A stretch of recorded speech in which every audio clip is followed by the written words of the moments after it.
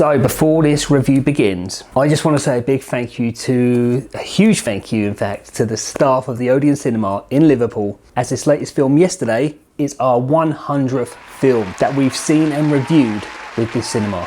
Which is very, very apt, as this film is very Liverpool referenced. So yes, this is our 100th film review with the Odeon Liverpool one in Liverpool, of course. I've been truly grateful for the opportunity you've given me over the last 2.5 years. I've definitely clocked up the hours watching lots of films, making these review videos. And thank you also for giving me tickets to give out as competition prizes every month as well. The staff at the Odeon Liverpool one, they've really helped make this experience become a great one, which has unexpectedly led to getting opportunities nationwide as well. So thanks again to the Odeon Liverpool one for giving me this opportunity to review these films with them. Thank you for making this my 100th film, and I hope that you enjoy this review.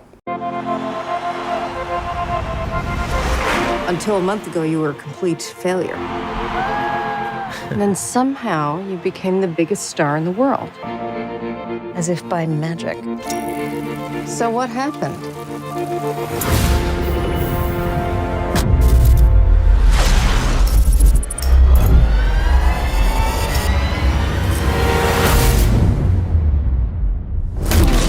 So first off, there's not really a lot to say, to be honest. That quite obviously what you see and feel from the trailer is kind of what you see and feel from the film. Yeah, that much was kind of expected, wasn't it? So as we all know from the trailer, there's this guy, he's a struggling musician. He gets hit by a bus as he's riding his bike, but this happens basically at the same time as this massive blackout across the world.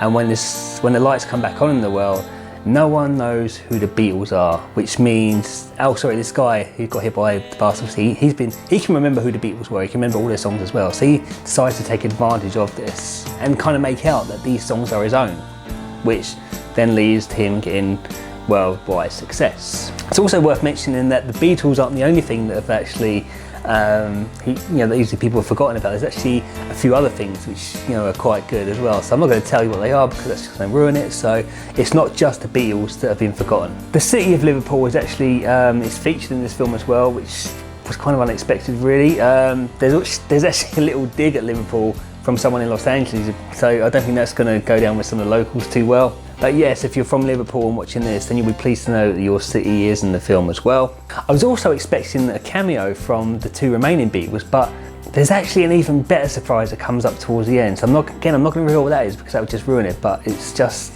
unexpected and it is a surprise. What also surprised me as well was that this turned out to be, I didn't really get this impression from the trailer, but this turned out to be a love story, which kind of fits in with the Beatles song All You Need Is Love, because I think that is kind of like the B story of this film. I think it's just, yeah, that is really All You Need Is Love is the B story for this story, I think. There's also another couple of messages I felt were coming through in this film. Is it plagiarism? Is that how you pronounce it, plagiarism? Where people copy other people's idea and take credit for it. I felt that was kind of coming through as well as a message. That kind of like, because we live in today's world where everything is so everything can be found on the internet so easily, and it's so easy for other people, especially in the media industry, to nick other people's ideas and take credit for themselves. I think, I don't know if that message is supposed to be in there, but I kind of got that's how it's supposed to be as well. That kind of message was coming through. Could be wrong, but again, that's very apt for today's age where so many people are taking credit for other people's ideas these days.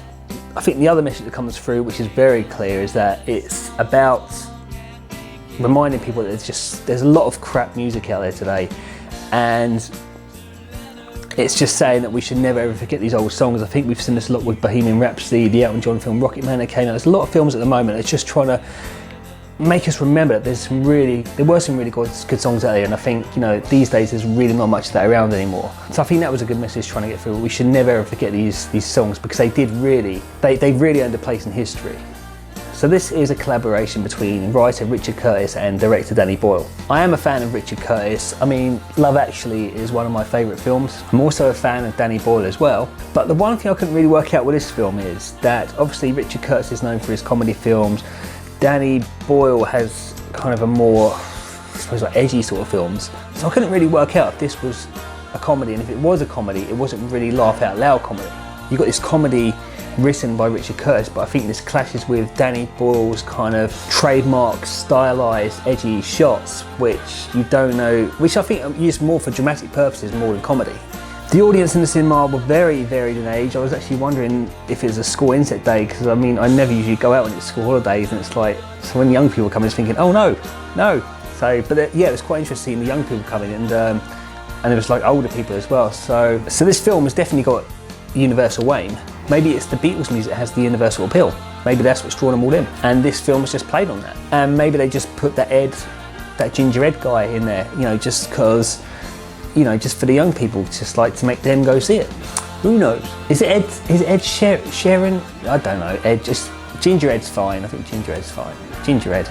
So, the trailer which you've seen is a feel-good trailer, and the film itself is a feel-good film. It's nothing better and it's nothing worse than that. What you see is what you get. An average feel-good film with a nostalgic soundtrack, and it will have you playing Hey Jude in your head after leaving the cinema, guarantee it. Is it just you writing the songs? Yes. But is it? I don't know. I've been a fool twice over. Perhaps love isn't all you need, but it's pretty damn close. With the song, I do have a suggestion. Hey dude, are you sure? Hey, dude. He's right. That's better.